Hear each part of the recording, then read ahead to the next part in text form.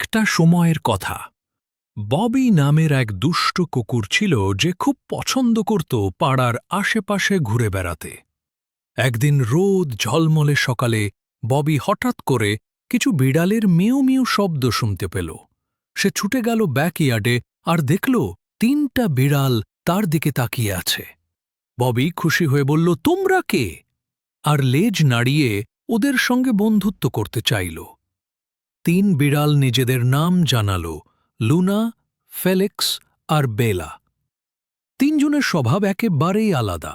Luna একটু লাজুক, Felix সাহসী আর বেলা খুব কৌতূহলী। ববি বলল, চলো না, আমরা একসাথে একটা অ্যাডভেঞ্চারে বের হই। তারা সবাই রাজি হয়ে গেল আর ঠিক করল পাশে থাকা রহস্যময় জঙ্গলে যাবে। জঙ্গলে ঢোকার পর লুনা একটু ভয় পেল। সে ববির খুব কাছে রইল। ফেলিক্স ছিল সবার সামনে, সাহস করে পথ দেখাচ্ছিল।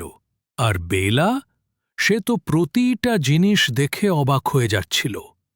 হঠাৎ করে তারা একখানা লুকানো ট্রেজার বক্স খুঁজে পেল। ববি আস্তে করে বাক্সটা খুলল, আর তাতে চকচকে ঝিনুক, পুরনো কয়েন আর নানা রকম জিনিস বের হল। বেলা চিৎকার করে বলল, এইটা অসাধারণ! তার চোখ যেন আনন্দে চকচক করছিল।